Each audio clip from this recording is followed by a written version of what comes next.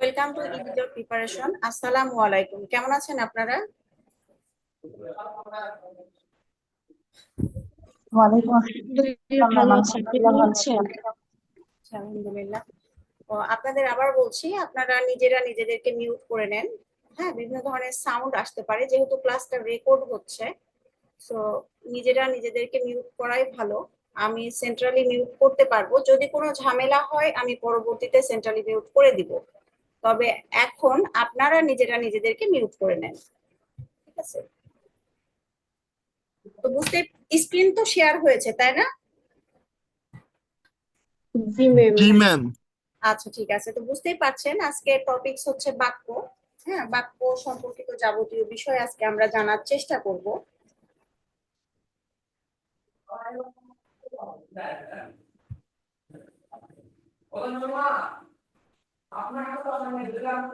আপনারা এখনো মিউট করেননি নিজেরা নিজেদেরকে, অনেক সাউন্ড আসছে মাঝে মাঝে, ঠিক আছে? আপনারা প্লিজ মিউট করে নেন। আমি একটু, আচ্ছা আপনারা সবাই মিউট করেছেন দেখছি।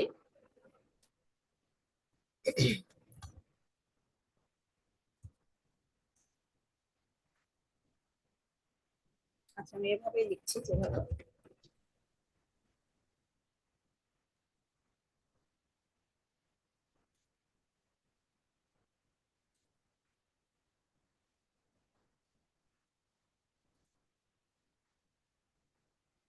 দেখেন, এখানে আমি একটা বাক্য লিখলাম যে আমি বেড়াতে যাব। এখানে আমি বেড়াতে যাব, দেখেন এখানে অনেকগুলো পদ রয়েছে। আমি একটা পদ, বেড়াতে একটা পদ, যাব একটা পদ, ঠিক আছে? কোন শব্দ যখন বাক্যে ব্যবহৃত হয় তখন তাকে পদ বলে। হ্যাঁ, তো এখানে দেখেন অনেকগুলো পদ ব্যবহৃত হয়েছে, 3টা পদ ব্যবহৃত হয়েছে, এবং এই 3টা পদের সমন্বয়ে কিন্তু আমরা মনের ভাব প্রকাশ করতে পারছি। যে আমি বেড়াতে যাব মানে আমি কোথাও একটা ঘুরতে যাব, এটা সবাই বুঝতে পারবে। তো এটাই হচ্ছে বাক্য, ঠিক আছে? কি ধরেন সংজ্ঞা যদি বলা হয় যে যে সুবিন্যস্ত পদসমষ্টি বক্তার মনোভাব সম্পূর্ণরূপে প্রকাশ করে তাকে বাক্য বলে। সুবিন্যস্ত পদসমষ্টি, দেখেন আমি বেড়াতে যাব, এই 3টা পদ মিলে কি আমার মনের ভাব সঠিকভাবে প্রকাশ পেল যে না আমি কোথাও একটা ঘোরাঘুরি করতে যাব বা বেড়াতে যাব, তাই এটাকে আমরা বাক্য বলি। তো বাক্যর অর্থ রয়েছে, বাক্য শব্দটির ব্যুৎপত্তিগত অর্থ হচ্ছে কথ্য বা কথিত, ঠিক আছে? তো এই যে আমি এতক্ষণ আপনাদের সামনে কথা বলছি, এটা কিন্তু ভাষা। বলে না যে আমি তো মনের ভাব প্রকাশ করছি, আমি বিষয়গুলো ভাষার মাধ্যমে আপনাদেরকে বোঝানোর চেষ্টা করছি। তাহলে এই ভাষার মূল উপকরণ কি হবে? বাক্য। কারণ আমি যতগুলো কথা বলছি এর ভিতরে অনেকগুলো বাক্য রয়েছে। তো এই বাক্যগুলোর মাধ্যমে কিন্তু কোনো একটা বিষয় আমি আপনাদেরকে বোঝাতে সচেষ্ট হচ্ছি। তো সেক্ষেত্রে আমি মনের ভাব প্রকাশ করছি। তাহলে কি বলা যায়? এই বাক্যটা হচ্ছে ভাষার মূল উপকরণ। তাহলে ভাষার মূল উপকরণ কি? ভাষার মূল উপকরণ হচ্ছে বাক্য। তাহলে আমরা কি বলছি? ভাষার মূল উপকরণ বাক্য। কারণ কারোর সাথে মনের ভাব প্রকাশ করতে হলে আমাদের অনেকগুলো বাক্যের প্রয়োজন। তাহলে কি বাক্যই কি হবে? ভাষার মূল উপকরণ। আবার এই যে বাক্যটা আমি বেড়াতে যাব, এই বাক্যের মৌলিক উপাদান কোনটা? মৌলিক উপাদান হচ্ছে এই শব্দগুলো, ঠিক আছে? মৌলিক উপাদান হচ্ছে এই শব্দগুলো। তাহলে বাক্যের ভাষার যদি মূল উপকরণ বাক্য হয়, তাহলে এই যে বাক্যের মৌলিক উপাদান কি?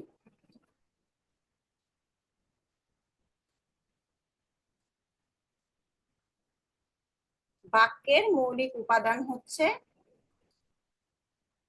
শব্দ। কারণ দেখেন এই বাক্যটা অনেকগুলো 3টা শব্দ দ্বারা গঠিত হয়েছে। তাহলে কি এই পুরা বাক্যটার মৌলিক উপাদান এক একটা শব্দ, ঠিক আছে?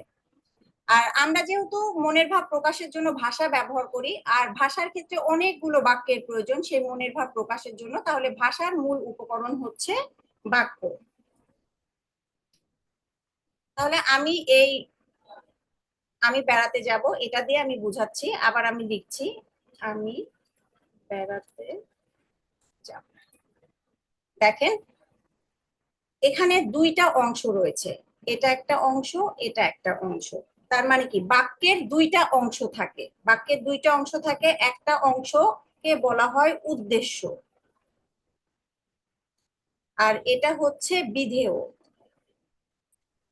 উদ্দেশ্য কাকে বলা হয়? উদ্দেশ্য হচ্ছে বাক্যে যার সম্পর্কে কোনো কিছু বলা হয়, যার সম্পর্কে কোনো কিছু বলা হয়।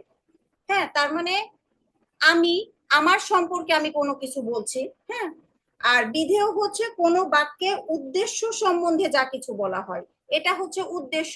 উদ্দেশ্য সম্বন্ধে কি বলা হচ্ছে? বেড়াতে যাব হচ্ছে, এই উদ্দেশ্যটা কোথায় যাবে? বেড়াতে যাবে। এই উদ্দেশ্য সম্বন্ধে যা কিছু বলা যায় সেটাই হচ্ছে বিধেয়। তাহলে বাক্যের দুইটা অংশ থাকে, আমরা লিখি বাক্যে দুইটি অংশ থাকে, তার মধ্যে একটা হচ্ছে উদ্দেশ্য আর একটা হচ্ছে বিধেয়। তাহলে কি বাক্যে যার সম্বন্ধে কোনো কিছু বলা হয় সেটা হচ্ছে উদ্দেশ্য, আর উদ্দেশ্য সম্বন্ধে যা কিছু বলা হয় সেটা হচ্ছে বিধেয়। আপনারা কি ব্যাপারটা বুঝতে পেরেছেন? আশা করি বুঝতে জি পেরেছেন। ম্যাম। আচ্ছা, এবার চলেন, বাক্যের হচ্ছে গুণ থাকে। হ্যাঁ, বাক্য শুধু হলেই হবে না, তার হচ্ছে তিনটা গুণ থাকতে হবে। তিনটা গুণ থাকলে তবেই আমরা তাকে বাক্য বলবো। তো কোন তিনটা গুণ?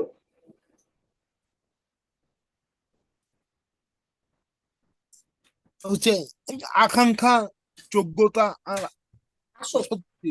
আচ্ছা ঠিক আছে, আমি লিখছি।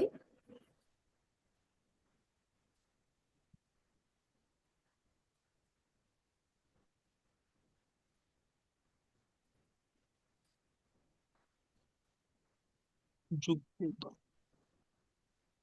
যোগ্যতা, এটা কিন্তু আসক্তি। অনেকে আসক্তি লিখে, এটা কিন্তু আসক্তি। আসক্তি অর্থ হচ্ছে নৈকট্য। ঠিক আছে, তো আমি তিনটা হচ্ছে এক্সাম্পল আগে লিখে নিব, লিখে তারপরে আমি আপনাদের আকাঙ্ক্ষা, আসক্তি, যোগ্যতা এই বিষয়গুলো আমি একটু বোঝাবো। আমি একটু এক্সাম্পল গুলো লিখছি, ঠিক আছে?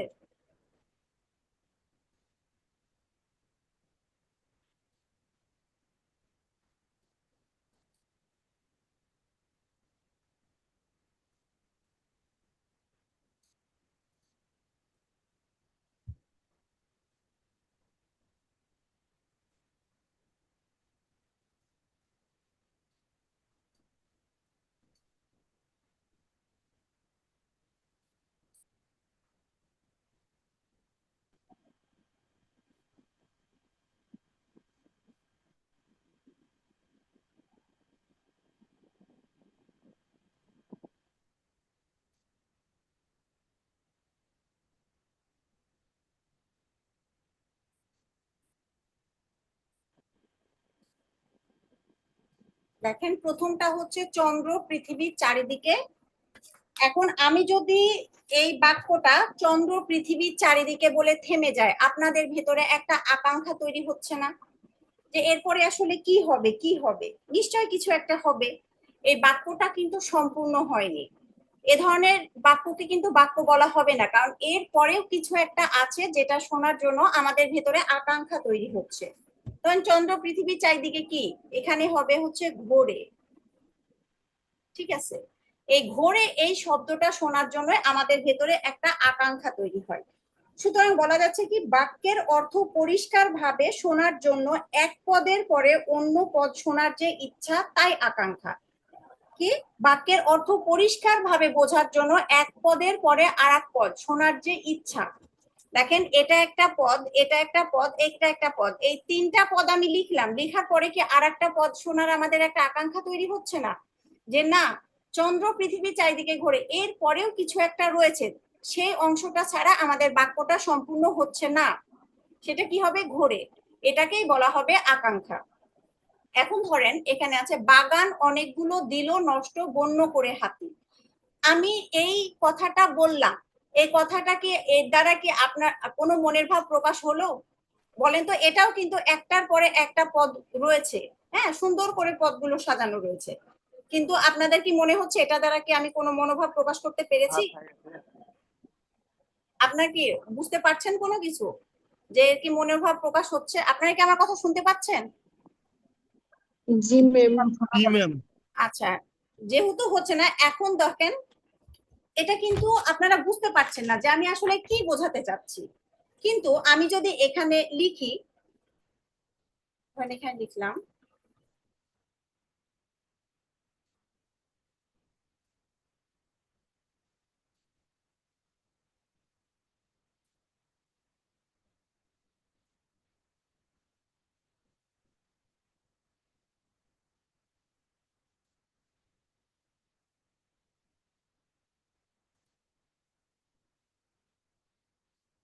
এবার নিশ্চয়ই বুঝতে পারছেন যে অনেকগুলো বন্য হাতি কি করলো, বাগান নষ্ট করে দিল। ঠিক আছে, এবার কিন্তু বোঝা যাচ্ছে, কিন্তু বাগান অনেকগুলো দিল নষ্ট বন্য করে হাতি, এটা কিন্তু বোঝাই যাচ্ছে না যে আসলে আমি আপনাদের কি বোঝাতে চাচ্ছি। তো এই যে মনোভাব প্রকাশের জন্য বাক্যের শব্দগুলোকে এমন ভাবে পরপর সাজাতে হবে যাতে মনোভাব প্রকাশে বাধাগ্রস্ত না হয়। এখানেও দেখেন, এটাও একটা বাক্য, এটাও একটা বাক্য, কিন্তু এটাকে আমরা বাক্য বলতে পারছি না। বাক্য কি করে, একটা সুবিন্যস্ত পদসমষ্টি যার দ্বারা আমরা মনের ভাব প্রকাশ করতে পারি। কিন্তু এটাও কিন্তু একটা সুবিন্যস্ত পদসমষ্টি, কিন্তু এর দ্বারা কি মনের ভাব প্রকাশিত হচ্ছে না। এটাও বাক্য, এটাও অনেকগুলো পদের সমন্বয়ে গঠিত, কিন্তু এটা দ্বারা আমরা মনের ভাব প্রকাশ করতে পারছি না, এটা দ্বারা পারছি। হ্যাঁ, এটাকেই বলা হবে কি আসক্তি। কি, মনের ভাব প্রকাশের জন্য বাক্যের শব্দগুলোকে এমন ভাবে সাজাতে হবে যাতে মনোভাব প্রকাশে কোনো বাধা না পায়। ঠিক আছে, এটাকে বলা হয় আসক্তি। আর একটা রয়েছে দেখেন, এটা হচ্ছে গরু মাংস খায়। আসলে বাস্তবে কি গরু মাংস খায়? গরু কিন্তু মাংস খায় না। আমাদের হবে এই জায়গাটায় ঘাস খায়। ঠিক আছে, গরু মাংস খায়, এটা কিন্তু একটা বাক্য হয়ে গেছে। হ্যাঁ, মাংস খায়, মাংস তো খাবারই জিনিস, কিন্তু আসলে গরু খায় কি, এটা কি বাস্তবসম্মত? এটা বাস্তবসম্মত নাই। তো এই যে বাক্যের ভিতরে যে পদ রয়েছে, সেই পদের ভিতরে যদি অর্থগত ও ভাবগত মিল না থাকে তাহলে আমরা সেটাকে বাক্য বলতে পারবো না। অর্থগত এবং ভাবগত মিল থাকতে হবে। অর্থগত এবং ভাবগত যদি মিল থাকে তবে আমরা সেটাকে বাক্য বলতে পারবো।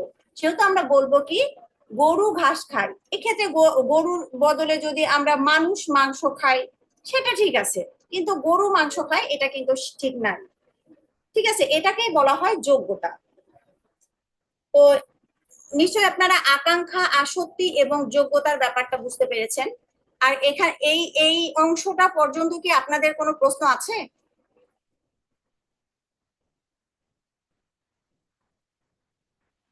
জি না ম্যাম।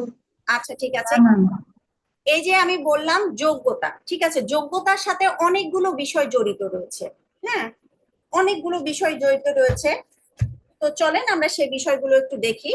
প্রথমে আমি একটা হচ্ছে এক্সাম্পল লিখি, বেশ কয়েকটা আমি এক্সাম্পল লিখছি।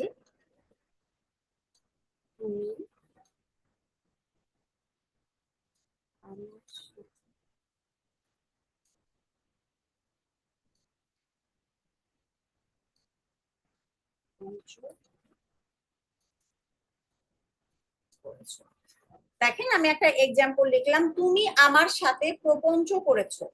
হ্যাঁ, এটা কিন্তু বাক্য।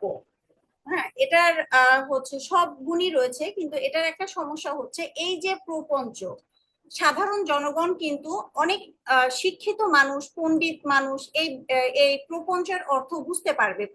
প্রপঞ্চ, প্রপঞ্চ বলতে যা বোঝায় সেটা কিন্তু সঠিকভাবে এখানে ব্যবহৃত হয়েছে, কিন্তু এটা সাধারণ জনগণ বুঝবে না। আমি যদি কারোর সাথে যে বলি তুমি আমার সাথে প্রপঞ্চ করেছো, সে কিন্তু হা করে আমার মুখের দিকে তাকিয়ে থাকবে যে আসলে প্রপঞ্চ মানে কি, সেটা কিন্তু তারা জানে না। প্রপঞ্চ মানে কি, চাতুরী বা মায়া।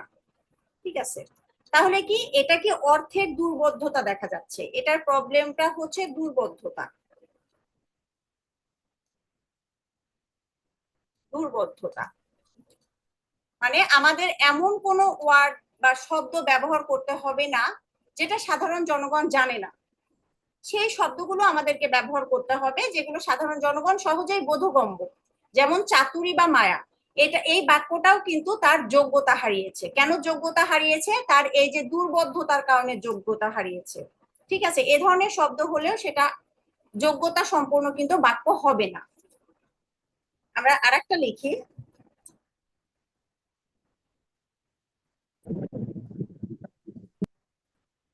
মরা দাহ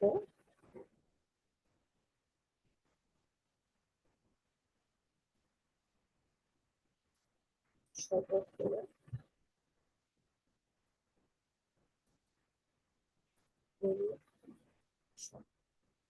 দেখেন এখানে আমি কয়েকটা শব্দ লিখলাম, একটা আছে মরা দাহ, শবকোরা, গরুর শপথ। তৎসম শব্দের সঙ্গে যদি দেশি শব্দের প্রয়োগ করা হয়, মানে তৎসম শব্দ এবং দেশি শব্দ একসাথে যদি ব্যবহার করা হয়, তাহলে কি হবে সেটাকে আমরা বলবো গুরু চণ্ডালী দোষ। ঠিক আছে, গুরু চণ্ডালী দোষ। দেখেন মরা, মরা কি, এটা কিন্তু বাংলা।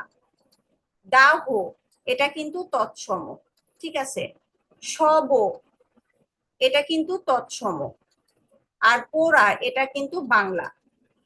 তারপরে গরুর শকট, গরু, এটা কিন্তু বাংলা।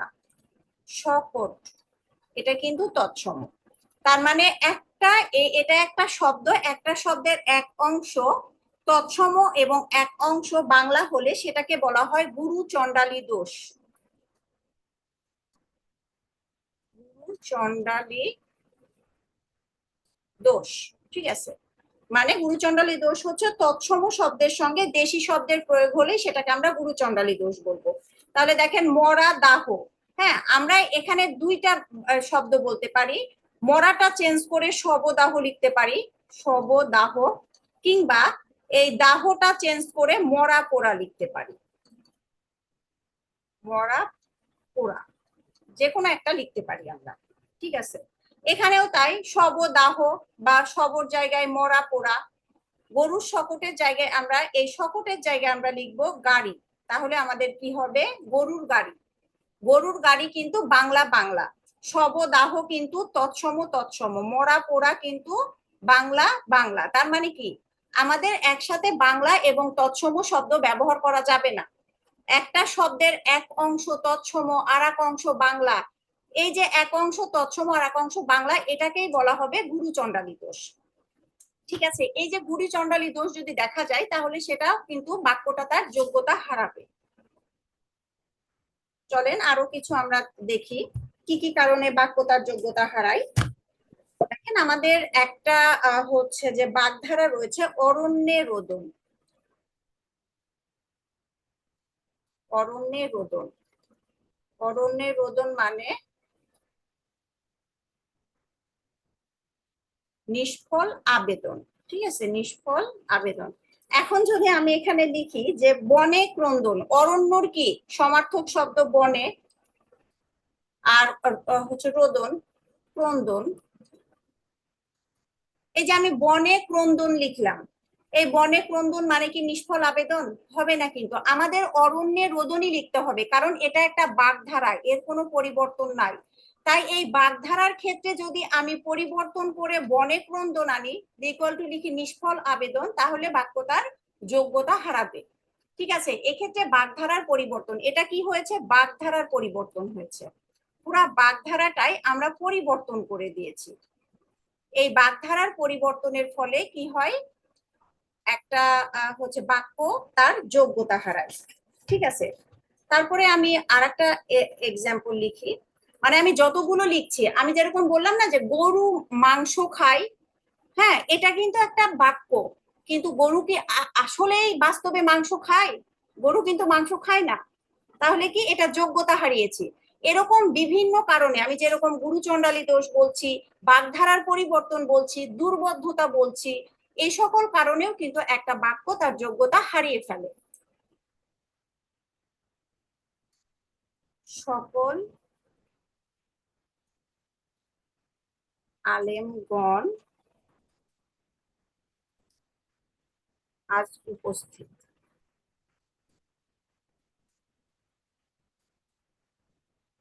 উপস্থিত, দেখেন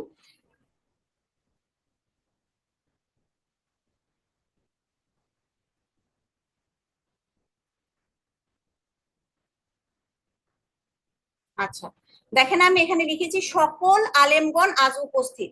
এই যে আলেমগণ, এই আলেমগণ দ্বারাই তো অনেক আলেম বোঝাচ্ছে, ঠিক আছে, অনেক আলেম বোঝাচ্ছে। তাহলে এই সকলটা আমরা ব্যবহার করব কেন?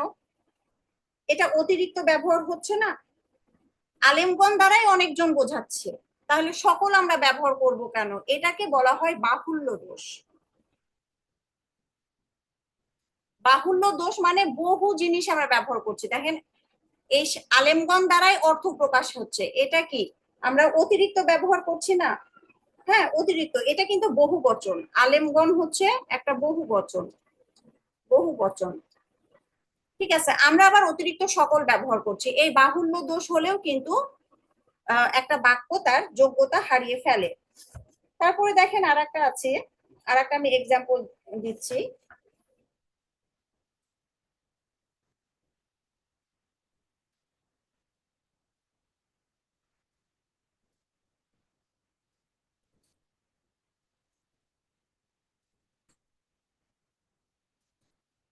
এখন দেখেন এখানে আছে কি শোক সাগরে কেউ উড়ে বেড়ায়। আচ্ছা, শোকের ফলে কেউ উড়ে বেড়ায়? এটা একটা কেমন হলো না? আমি যদি লিখি শোক সাগরে সে নিমজ্জিত হয়, শোকের কারণে কেউ নিমজ্জিত হতে পারে, উড়ে বেড়ায় না। হ্যাঁ, এটা হচ্ছে উপমার ভুল প্রয়োগ। এই উপমার ভুল প্রয়োগ এটাকে বলা হয় হচ্ছে, আমরা যদি শোক সাগরে হচ্ছে সে নিমজ্জিত হয় না লিখে শোক সাগরে সে উড়ে বেড়ায়, এটা হবে উপমার ভুল প্রয়োগ।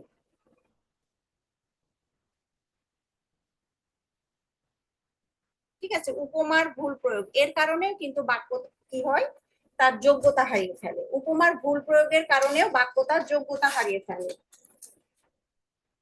আরো একটা আছে, আমি আপনাদের সেটাও দেখাচ্ছি একটু।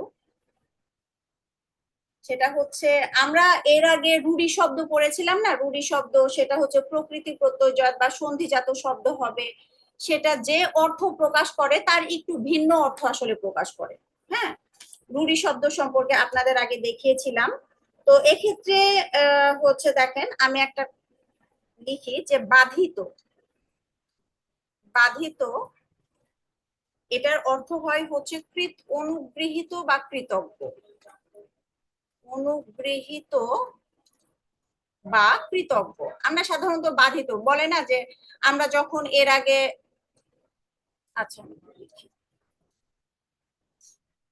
ছুটির আবেদন করতাম তখন বলতাম না যে আপনি যদি আমাকে ছুটি দেন তাহলে আমি বাধিত থাকিব। বাধিত মানে আপনার প্রতি কৃতজ্ঞ বা অনুগৃহীত থাকিব। এই তো কোনো আবেদন পত্র লেখার সময় লাস্টে তো এই অংশটাই লেখা হয়। বাধিত মানে সাধারণ অর্থে অনুগৃহীত বা কৃতজ্ঞ। এটা হচ্ছে রীতিসিদ্ধ অর্থ, মানে আমরা যেটা ব্যবহার করে থাকি, রীতিসিদ্ধ অর্থ। ঠিক আছে, রীতিসিদ্ধ অর্থ। অধিকাংশ ক্ষেত্রে আমরা বাস্তবে ব্যবহার করি অধিকাংশ ক্ষেত্রে প্রকৃতি প্রত্যয়জাত অর্থ। দেখেন প্রকৃতি প্রত্যয়জাত অর্থ, কিন্তু মাঝে মাঝে কি হয় যে অর্থের প্রতি লক্ষ্য রেখে আমরা অনেক সময় এই রীতিশুদ্ধ অর্থগুলো ব্যবহার করতে পারি। দেখেন প্রকৃতি প্রত্যয়জাত অর্থ যদি আমরা ব্যবহার করি তাহলে বাধিতর অর্থ কি হচ্ছে চলেন আমরা দেখি। বাধিতর হবে বাধ যোগ ইত, বাধ যোগ ইত এর অর্থ হবে হচ্ছে বাধা প্রাপ্ত। এটা বাধা প্রাপ্ত, এটা হচ্ছে প্রকৃতি প্রত্যয়জাত অর্থ।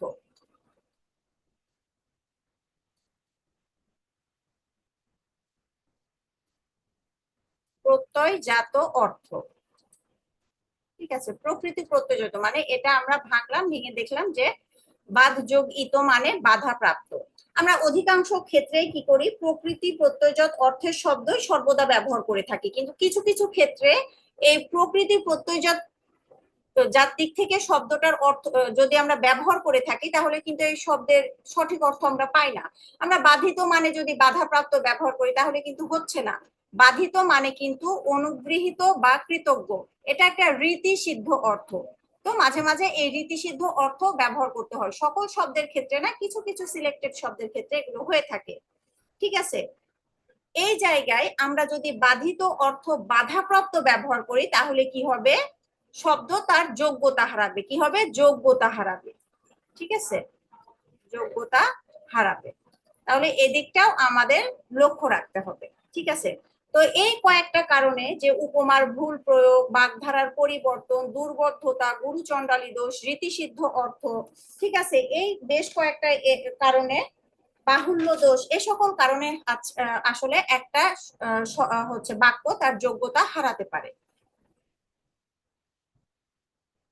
আপনারা কি ব্যাপারটা বুঝতে পেরেছেন যে শব্দের গুণ তিনটা, আকাঙ্ক্ষা, আসক্তি, যোগ্যতা সম্পর্কে যে আমি বললাম, তারপরে একটা শব্দ দুই ভাগে বিভক্ত, একটা উদ্দেশ্য, একটা বিধেয়, এতটুকু কি আপনারা বুঝতে পেরেছেন?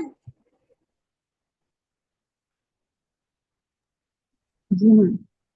আচ্ছা, ঠিক আছে, এবার চলেন শব্দের শ্রেণী বিভাগ আমরা পড়াই। হ্যাঁ, শব্দের শ্রেণী বিভাগ আমি একটু ধীরে ধীরে পড়াচ্ছি যাতে আপনারা বুঝতে পারেন। আমি এখন লিখে পড়াবো না, একটু আপনাদেরকে দেখিয়ে পড়াবো। এই যে বাক্যের প্রকারভেদ, শব্দ না, বাক্যের প্রকারভেদ। তো গঠন অনুযায়ী বাক্য হচ্ছে তিন প্রকার। হ্যাঁ, গঠন অনুযায়ী বাক্য হচ্ছে তিন প্রকার। একটা হচ্ছে সরল বাক্য, মিশ্র বা জটিল বাক্য, আর হচ্ছে যৌগিক বাক্য। মিশ্র বাক্যের অপর নাম হচ্ছে জটিল বাক্য। মাথায় রাখবেন, যাহা মিশ্র বাক্য তাহাই জটিল বাক্য। তো সরল বাক্য কি? এখানে চলেন সংজ্ঞাটা আমরা একবার দেখি। যে বাক্যে একটি মাত্র কর্তা বা উদ্দেশ্য এবং একটি মাত্র সমাপিকা ক্রিয়া বা বিধেয় থাকে তাকে সরল বাক্য বলে। তো আমরা এদিকে যাব না, এত বড় শুধু জাস্ট আপনারা মাথায় রাখবেন একটা মাত্র সমাপিকা ক্রিয়া থাকবে, সেটাই সরল বাক্য, সমাপিকা ক্রিয়া। এখন আপনাদের প্রশ্ন হতে পারে সমাপিকা ক্রিয়া কি? হ্যাঁ, সমাপিকা ক্রিয়া দুইটা ক্রিয়া থাকে, একটা হচ্ছে সমাপিকা ক্রিয়া আর একটা হচ্ছে অসমাপিকা ক্রিয়া। চলেন আমরা সমাপিকা ক্রিয়া এবং অসমাপিকা ক্রিয়া সম্পর্কে আমরা একটু জানি। তো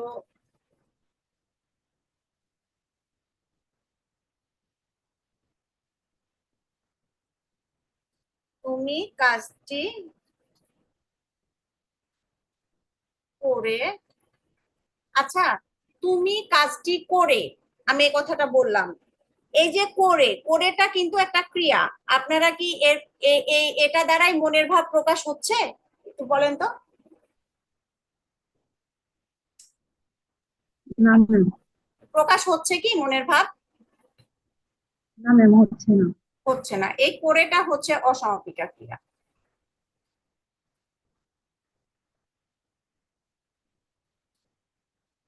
ঠিক আছে, তারপর আমি লিখবা তুমি কাজটি করে বাড়িতে যাবে,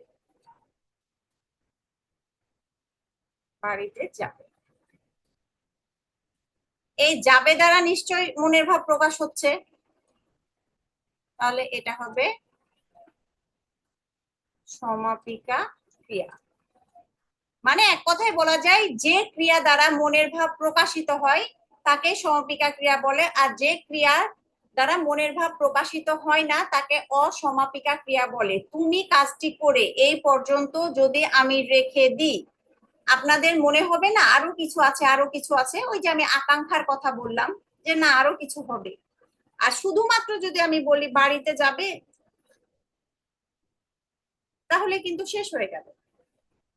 পুরো লাইনটাই যদি বলেন তুমি কাজটি করে বাড়িতে যাবে, যাবে দ্বারাই, কিন্তু যাবের পরে কিন্তু আর আমি ওয়ার্ড লিখি নাই, তার মানে যাবে দ্বারাই এই পর্যন্ত এই ক্রিয়াটা দ্বারাই আমার মনের ভাব প্রকাশ হয়ে গেল যে না আমাকে কাজটি করে তারপরে বাড়িতে যেতে হবে। ঠিক আছে, তার মানে সমাপিকা ক্রিয়া দ্বারা মনের ভাব প্রকাশিত হয় আর অসমাপিকা ক্রিয়া দ্বারা মনের ভাব সম্পূর্ণরূপে প্রকাশিত হয় না, তারপরেও কিছু থেকে যায়। তো এই যে সরল বাক্য, এই সরল বাক্য হতে হলে আমাদের একটা সমাপিকা ক্রিয়া থাকতে হবে, একটা, বেশি না, একটা সমাপিকা ক্রিয়া থাকতে হবে। একটা সমাপিকা ক্রিয়া যে বাক্যে আছে সেটাই হলো সরল বাক্য। চলেন আমরা একটু দেখি।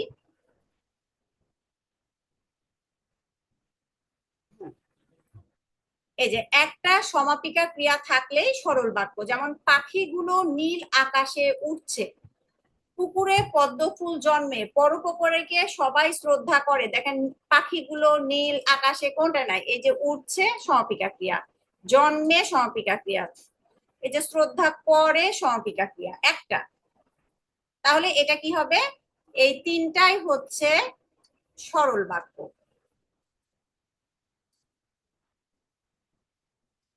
ঠিক আছে, এই তিনটাই হচ্ছে সরল বাক্য। তারপর আসলে দেখেন,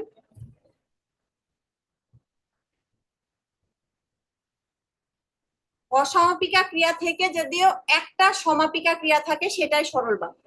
মানে অসমাপিকা ক্রিয়া আছে প্লাস সমাপিকা ক্রিয়া আছে, তাহলেই সেটা সরল বাক্য হবে। হ্যাঁ দেখেন, মেঘ গর্জন করলে, করলে হচ্ছে অসমাপিকা। ময়ূর নৃত্য করে, নৃত্য হচ্ছে, এটা হচ্ছে সমাপিকা ক্রিয়া, এটা হচ্ছে অসমাপিকা ক্রিয়া। তুমি এলে, এলে হচ্ছে অসমাপিকা ক্রিয়া, যাব হচ্ছে সমাপিকা ক্রিয়া। বাজে কথা বলতে, বলতে হচ্ছে অসমাপিকা, আর বাঁধে না হচ্ছে সমাপিকা। ঠিক আছে, যদি এক অসমাপিকা ক্রিয়া যতগুলাই থাক, সমাপিকা ক্রিয়া যদি একটা থাকে, হ্যাঁ দেখেন, তাহলে সেটা সরল বাক্য। সমাপিকা ক্রিয়া একটা থাকলে সেটা হবে সরল বাক্য। ঠিক আছে, চলেন আরো একটু দেখি। বহু অসমাপিকা ক্রিয়া প্লাস সমাপিকা ক্রিয়া ইকুয়াল টু সরল বাক্য। বহু অসমাপিকা ক্রিয়া, আমি আপনাদের বারবার বলছি, একটা সমাপিকা ক্রিয়া, হাজারটা অসমাপিকা ক্রিয়া থাক সমস্যা নাই, একটা সমাপিকা ক্রিয়া সেটা অবশ্যই সরল বাক্যের মধ্যে পড়বে। দেখেন, অনেক দেখেও দেখা শেষ হলো না, অনেক দেখেও দেখা শেষ হলো না, হলো না, এটা দেখেন, এটা হচ্ছে অসমাপিকা, অসমাপিকা, সমাপিকা। তিনি খুব সকালে ঘুম থেকে উঠে পায়চারি করতে করতে বাজারের দিকে গেলেন। দেখেন, এগুলো অসমাপিকা, অসমাপিকা, অসমাপিকা, সমাপিকা। সে সিঁড়ি বেয়ে উঠতে উঠতে, এটা অসমাপিকা, এটা অসমাপিকা, বলতে লাগলো, সমাপিকা। দাঁড়িয়ে দাঁড়িয়ে, অসমাপিকা, দেখছো, সমাপিকা। ঠিক আছে, তাহলে কি, বহু অসমাপিকা ক্রিয়ার সাথে যদি একটা সমাপিকা ক্রিয়া থাকে সেটাকেই আমরা কি বলবো, সরল বাক্য বলবো। চলেন আর একটু দেখি। একটা সমাপিকা ক্রিয়া উহ্য থাকতে পারে, তার মানে কি, সমাপিকা ক্রিয়া কিন্তু উহ্য থাকতে পারে। ঠিক আছে, সমাপিকা ক্রিয়া উহ্য থাকতে পারে।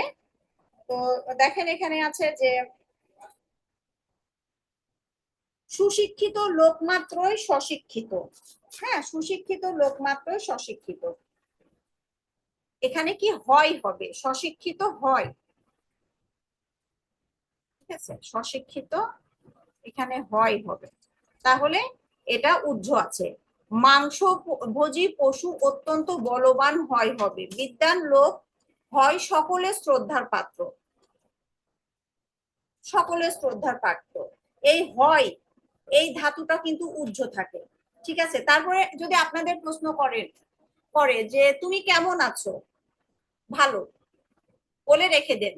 আমি ভালো আছি, ভালো আছি এই কথাটা কিন্তু অনেক সময় বলা হয় না, ভালো আছি।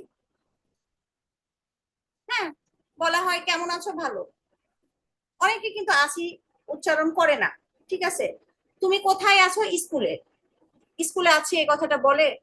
হ্যাঁ, তুমি কোথায় আছো এখন, এখন আমি স্কুলে আছি বলে না। এই যে আছি কি, আস, আস থেকে কিন্তু, আস একটা ধাতু, এই আস থেকে হয় আসি, এই আস ধাতু হচ্ছে কি হয়, উহ্য থাকে, উহ্য থাকে। তারপরে হ, এই হ ধাতুটা উহ্য থাকে, হ থেকে হয় হয়, এটাও কিন্তু বাংলা ভাষায় এই দুইটা ধাতু উহ্য থাকে। দেখে, সুশিক্ষিত লোক মাত্রই স্বশিক্ষিত হয়, এই হয়টা হচ্ছে সমাপিকা ক্রিয়া। ঠিক আছে, তারপরে হয় এখানেও হবে, হয় এখানেও হয়, সব সমাপিকা ক্রিয়া। তাহলে কি, একটি সমাপিকা ক্রিয়া সেটা যদি বাক্যের উহ্য থাকতে পারে তাহলে সেটা কি হবে, সেটাও কিন্তু সরল বাক্য হবে। এখানে তিনটাই হচ্ছে সরল বাক্য।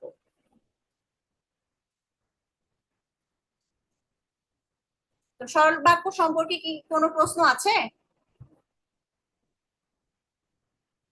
মাথায় রাখবেন, একটা সমাপিকা ক্রিয়া, বাস, শেষ,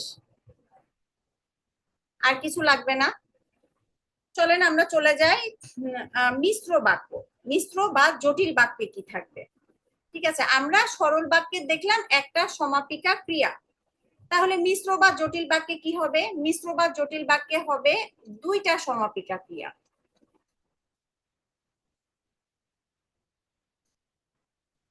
সমাপিকা ক্রিয়া। মিশ্র বাক্যে কি থাকবে? দুইটা সমাপিকা ক্রিয়া থাকবে, ঠিক আছে। তারপরে কি থাকবে? একটা শর্ত থাকবে।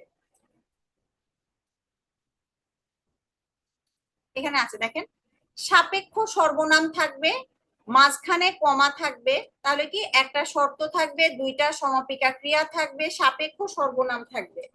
সাপেক্ষ সর্বনাম গুলো কি কি আমরা একটু চলেন দেখি। আমি এখানে কয়েকটা সাপেক্ষ সর্বনাম লিখে দিচ্ছি, জোড়ায় জোড়ায় যে শব্দগুলো ব্যবহৃত হয়। যেমন দেখেন, যে, সে, ঠিক আছে,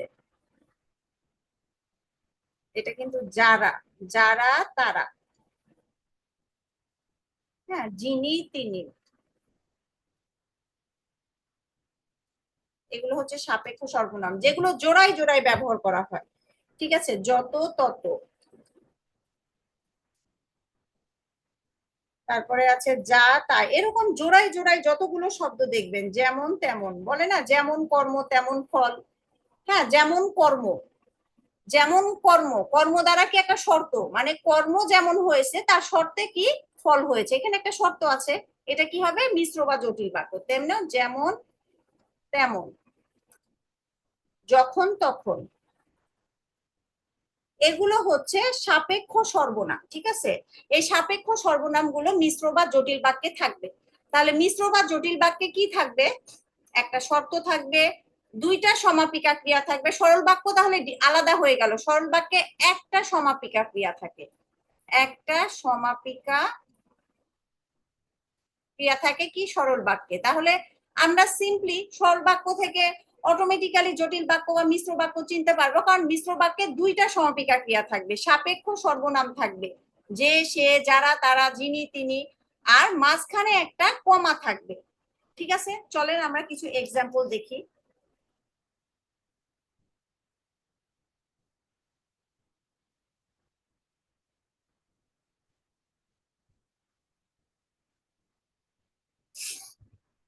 দেখেন, যে ছেলেটি এখানে এসেছিল সে আমার ভাই, তার মানে একটা শর্ত হচ্ছে, যে ছেলেটি এখানে এসেছিল কি হয়েছে? সে আমার ভাই। এই যে, সে, দেখেন তো, এই যেটা বাদ দেন, বাদ দিলে এটা দ্বারা কি আপনার মনের ভাব প্রকাশ হয় না? ছেলেটি এখানে এসেছিল, তার মানে এই এসেছিলটা হচ্ছে সমাপিকা ক্রিয়া।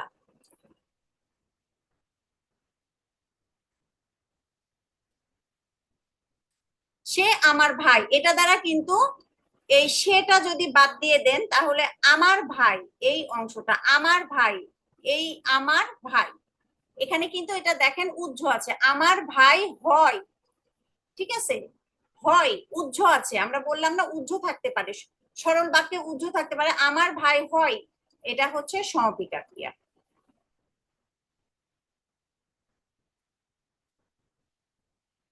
তাহলে কি, যে ছেলেটি এখানে এসেছিল, এখানে শর্ত আছে না, যে ছেলেটি এখানে এসেছিল সে আমার ভাই, এটা একটা শর্ত। আর দুইটা সমাপিকা ক্রিয়া, মাঝখানে কি কমা আছে, যে, সে, এটা সাপেক্ষ সর্বনাম, আমরা চোখ বুঝে বলবো এটা হচ্ছে মিশ্র বা জটিল বাক্য, ঠিক আছে। তারপর দেখেন, যাদের ধন আছে তারা প্রায় কৃপণ হয়, যাদের ধন আছে, এটা একটা শর্ত, তারা প্রায় কৃপণ হয়, যাদের, তারা, ধন আছে, কৃপণ হয়, আছে, এই জিনিসটা সমাপিকা ক্রিয়া, হয় এটার সমাপিকা ক্রিয়া। তারপর আছে, যদি তুমি যাও তবে তার দেখা পাবে, মানে তুমি গেলে তার দেখা পাবে, এটা শর্ত না, তুমি না গেলে দেখা পাবে না, তার মানে তুমি যাও, তুমি যাও, এই যাওটা সমাপিকা ক্রিয়া, দেখা পাবেটা সমাপিকা ক্রিয়া, আর যদি, তবে, এটা হচ্ছে সাপেক্ষ সর্বনাম, মাঝখানে কমা আছে। একইভাবে যখন বৃষ্টি নামলো তখন আমরা ছাতা খুঁজতে শুরু করলাম, মানে কি, বৃষ্টি নামার পর আমরা ছাতা খুঁজতে শুরু করলাম, এটা একটা শর্ত। তাহলে যখন, তখন, সাপেক্ষ সর্বনাম, বৃষ্টি নামলো সমাপিকা ক্রিয়া, ছাতা খুঁজতে শুরু করলাম এটা সমাপিকা ক্রিয়া, হ্যাঁ, আর মাঝখানে কমা রয়েছে, এটা হচ্ছে মিশ্র বা জটিল কি হবে? বাক্য, ঠিক আছে, মিশ্র বা জটিল বাক্য। চলেন আমরা এবার বেশ কিছু কনফিউজিং এক্সাম্পল দেখি, ঠিক আছে, বেশ কিছু কনফিউজিং এক্সাম্পল দেখি। আপনারা একটু রেসপন্স করবেন, যারা আছেন একটু রেসপন্স করবেন। আমি একটু বলছি, দেখেন এখানে কিছু এক্সাম্পল রয়েছে, এই সেক্টর গুলো থেকেই সাধারণত কোশ্চেন হয় এবং এখানেই বেশিরভাগ মানুষ ভুল করে থাকে। দেখেন, তুমি আসবে বলে আমি অপেক্ষা করেছি, সত্য কথা না বলে বিপদে পড়েছি, আমি দেখা করব বলে এসেছি। হ্যাঁ, মা ছিল না বলে কেউ তার চুল বেঁধে দেয়নি, জগতে অসম্ভব বলে কিছু নেই, তুমি অধম বলে আমি উত্তম হইব না কেন, আমাকে আসতে বলে তুমি নিজেই এলে না, তুমি আসবে বলে হে স্বাধীনতা, সকিনা বিবির কপাল ভাঙলো। দেখেন, এখানে 8টা এক্সাম্পল রয়েছে, এই 8টা এক্সাম্পলের মধ্যে কিছু সরল বাক্য আর কিছু জটিল বাক্য। কিন্তু আপনাদের কি এটা পড়ে মনে হচ্ছে যে এর ভিতরে জটিল বাক্য রয়েছে? জটিল বাক্যের কোনো কিছু রয়েছে? আপনারা বলেন তো একটু। সাপেক্ষ সর্বনাম, শর্ত, প্লাস 2টা হচ্ছে সমাপিকা ক্রিয়া, দেখতে সব সরল বাক্যের মতো লাগছে না? লাগছে কি বলেন তো? জি ম্যাম। আচ্ছা, এখান থেকে আপনারা কিভাবে জটিল বাক্য এবং সরল বাক্য সরল বাক্যের চিনবেন মতো সেটা আমি দেখিয়ে দিচ্ছি। ঠিক আছে, দেখেন,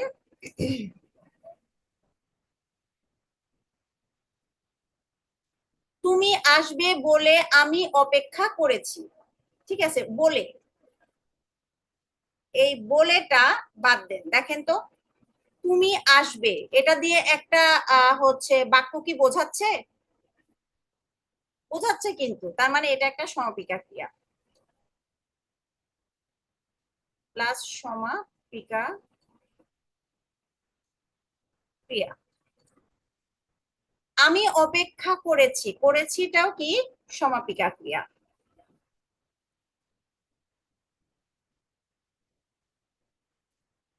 দেখেন, বলেটা তাই, তা বলে একটা অনুসর্গ হিসাবে এখানে ব্যবহৃত হয়েছে।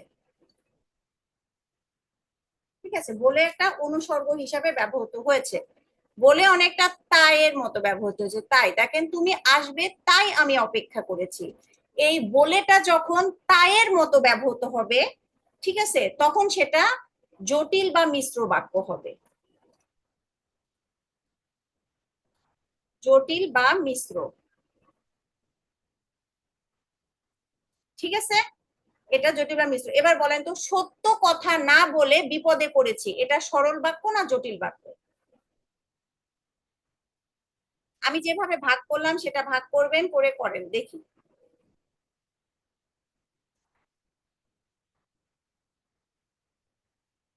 আপনারা কি পারছেন, মানে বুঝতে কি পারছেন? সত্য কথা না বলে বিপদে পড়েছি, বলেন তো এটা সরল না জটিল? যে কোনো একটা আনসার দিয়ে দেন, তারপর আমি বুঝাচ্ছি। এটা সরল ম্যাম। হ্যাঁ, সরল। কারণ কি, দেখেন, সত্য কথা না, এটা কিন্তু ইয়া হচ্ছে না, বলেটা কিন্তু অনুসর্গ না, সত্য কথা না বলে বিপদে পড়েছি, এই একটাই হচ্ছে সমাপিকা ক্রিয়া। আর বলেটা যখন বলা অর্থে ব্যবহৃত হবে তখন সেটা কিন্তু আরেকটা ট্রিক্স। এই বলে শব্দটা যখন বলা অর্থে ব্যবহৃত হবে, বলা আসলে কথা বলা, বলা অর্থে ব্যবহৃত হবে, অর্থে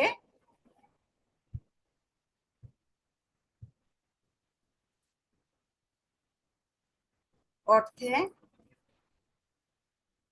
ব্যবহৃত হবে, তখন সেটা হবে সরল বাক্য। ঠিক আছে, এটা হবে সরল বাক্য। তাহলে দেখেন, সত্য কথা না বলে বিপদে পড়েছি, এটা এটা আমরা গেলাম জটিল, আর এটা হবে সরল। এখন দেখেন তো 3 নাম্বারটা কি, আমি দেখা করব বলে এসেছি, এটা কি বাক্য বলেন?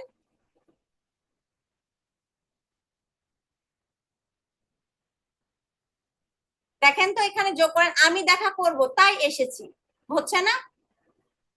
দেখা করব এটা কি বলা? সত্য কথা কিন্তু বলা, দেখা কিন্তু বলা না। তাহলে কি, দেখেন, আমি দেখা করব এটা সমাপিকা ক্রিয়া, আমি এসেছি, এসেছি রিয়া কিন্তু এসেছি, এসেছেটা কে? এই আমি কিন্তু এসেছে, এটা সমাপিকা ক্রিয়া। আর দেখেন, বলের জায়গায় তাই বসান, আমি দেখা করব তাই এসেছি, হয়েছে না? আর আমি দেখা, এটা কি বলা? সত্য কথা কিন্তু বলাই, তুমি আসবে এটা কিন্তু বলা না। ঠিক আছে, দেখেন মা ছিল না বলে কেউ তার চুল বাঁধেনি, এটা আমাদের কি হলো? জটিল বাক্য। দেখেন তো এটা কি হবে? মা ছিল না বলে কেউ তার চুল বেঁধে দেয়নি, এটা কি হবে? দেখেন এই এই এগুলো জটিল বাক্য ম্যাম। হ্যাঁ জটিল বাক্য। কারণ দেখেন মা ছিল না তাই কেউ তার চুল বেঁধে দেয়নি, ঠিক আছে। তারপরে মা ছিল না, এই ছিল না সমাপিকা ক্রিয়া, বেঁধে দেয়নি সমাপিকা ক্রিয়া, আর এই বলে দ্বারা তাই। তারপর দেখেন জগতে অসম্ভব বলে কিছু নেই,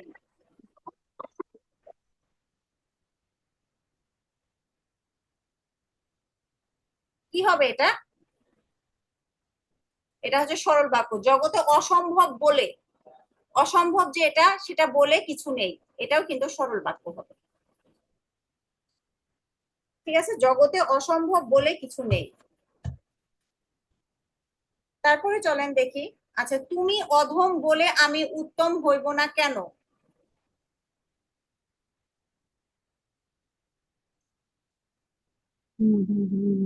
তুমি অধম, এটা কিন্তু জটিল।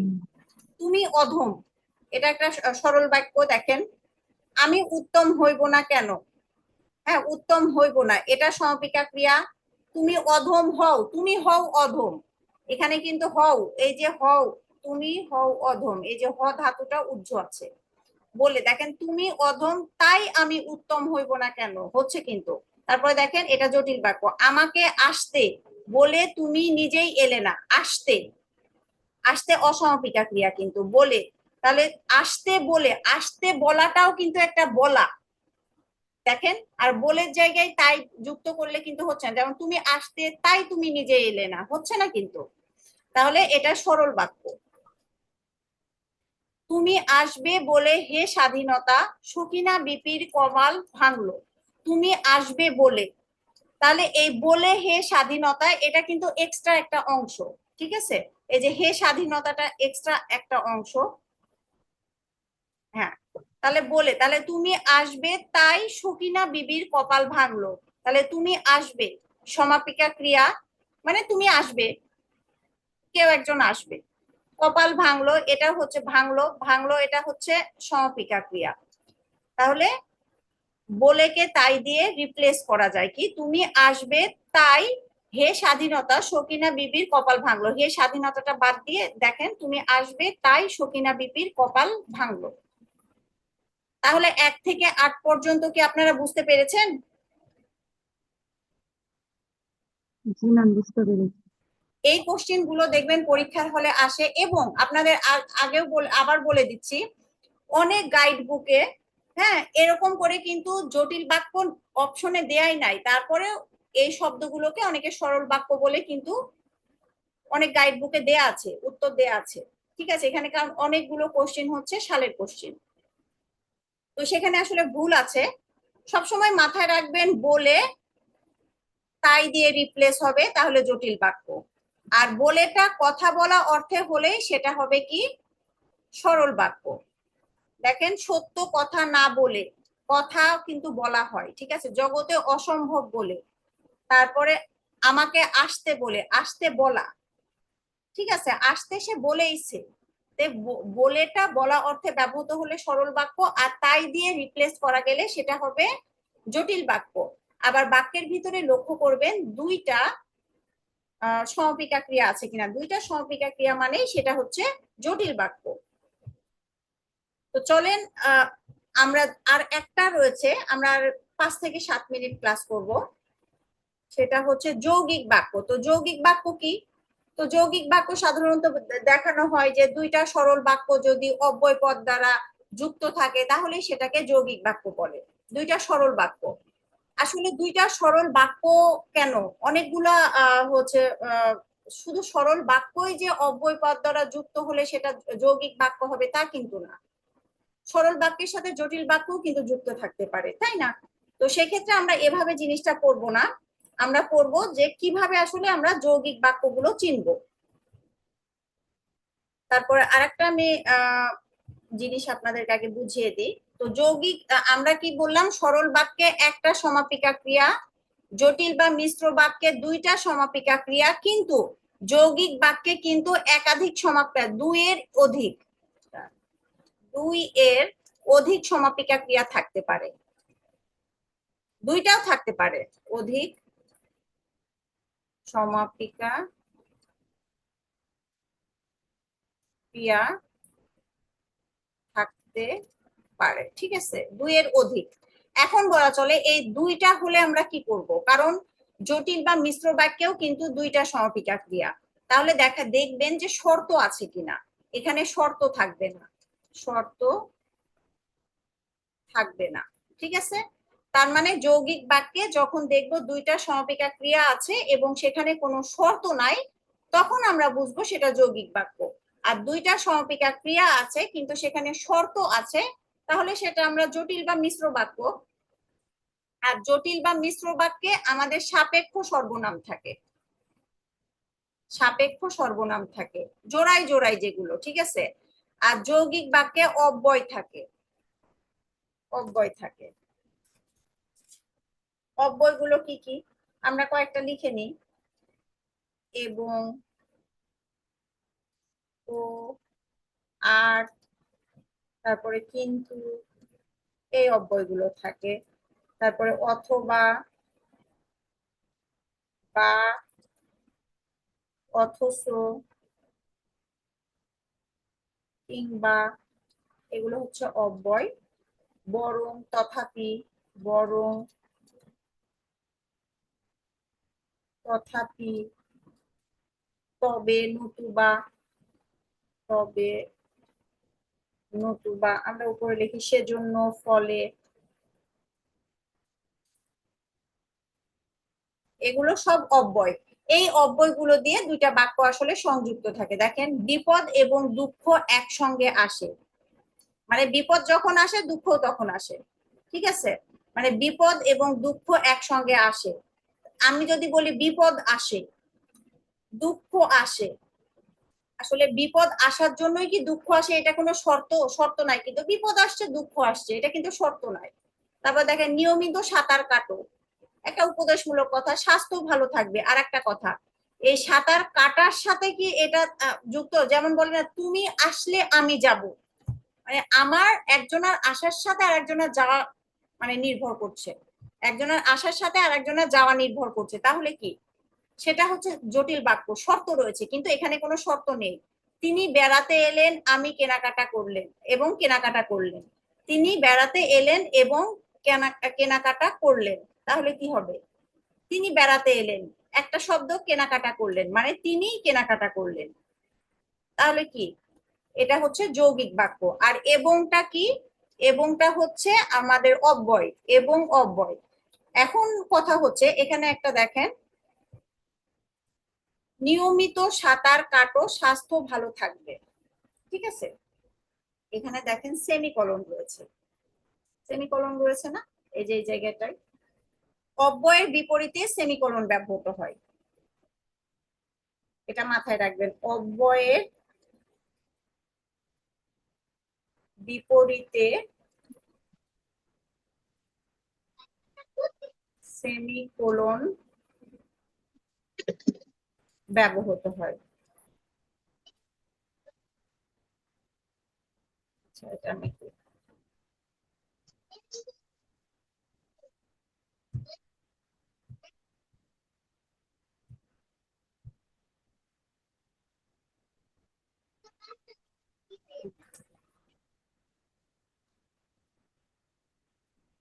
ব্যবহৃত হয়।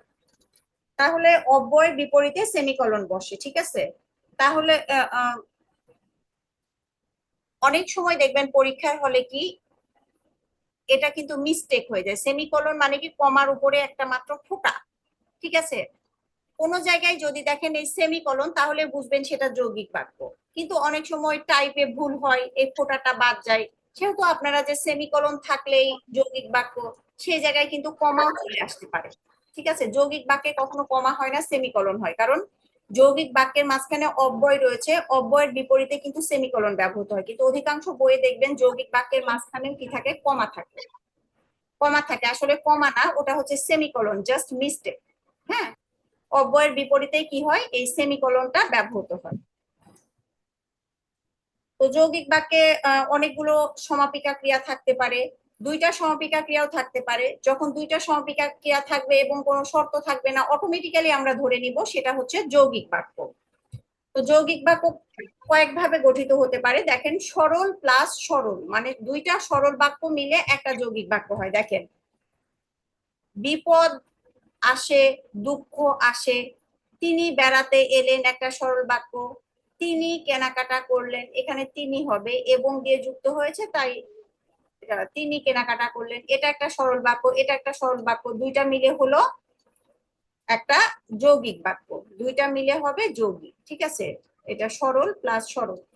এখন সরল প্লাস জটিল হতে পারে, যেমন আমি বাজারে যাচ্ছি, এটা সরল বাক্য, যাচ্ছিটা হচ্ছে সমাপিকা ক্রিয়া। যদি তোমার কিছু প্রয়োজন হয়, যদি তোমার কিছু প্রয়োজন হয় তাহলে আমাকে বলো, এটা একটা জটিল বাক্য। যদি তোমার কিছু প্রয়োজন হয় তাহলে আমাকে বলো।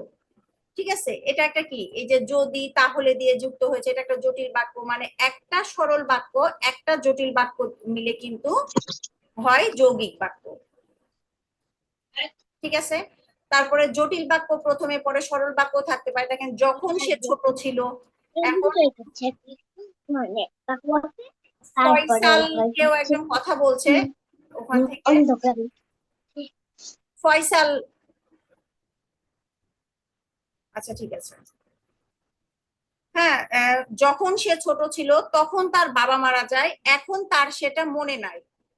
ঠিক আছে, দেখেন দেখেন, যখন সে ছোট ছিল, ছিলটা হচ্ছে অসমাপিকা ক্রিয়া, তখন তার বাবা মারা যায়, তার বাবা মারা যায়, যাইটা হচ্ছে সমাপিকা ক্রিয়া, তার সেটা মনে নাই, মনে নাইটা হচ্ছে সমাপিকা ক্রিয়া। দেখেন, এখানে তিনটা সমাপিকা ক্রিয়া, ছিলটা সমাপিকা ক্রিয়া, যাইটা সমাপিকা ক্রিয়া, সমাপিকা ক্রিয়া, তার মানে কি তিনটা সমাপিকা ক্রিয়া। তার মানে দুইয়ের অধিক সমাপিকা ক্রিয়া দেখলেই সেটা আপনি ধরে নেবেন যৌগিক বাক্য। তারপরে জটিল প্লাস জটিল হতে পারে, যে লোভী সে পাপী, লোভী পাপী। তারপরে আর যে পাপী সে সুখ পায় না, আর যে পাপী সে সুখ পায় না, মানে যে পাপী হতে হবে সেই সুখ পায় না, এটা একটা জটিল বাক্য, এটা একটা জটিল বাক্য। দুইটা জটিল বাক্য যখন হবে তখন সেটা যৌগিক বাক্য হয়ে যাবে। ঠিক আছে, তার মানে সরল সরলে মিলেই যে যৌগিক হয় তা না, কিন্তু সরল জটিল, জটিল সরল প্লাস জটিল জটিল, এই পদ্ধতিতেও কিন্তু যৌগিক বাক্য তৈরি হয়।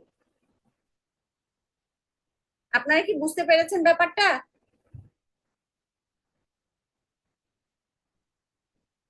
না জি ম্যাম, বুঝতে পেরেছি। আচ্ছা ঠিক আছে।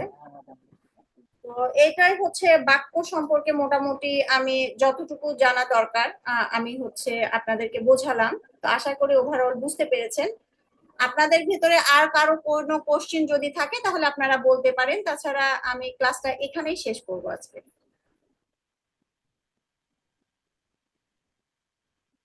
আর কারো কি কোনো প্রশ্ন আছে?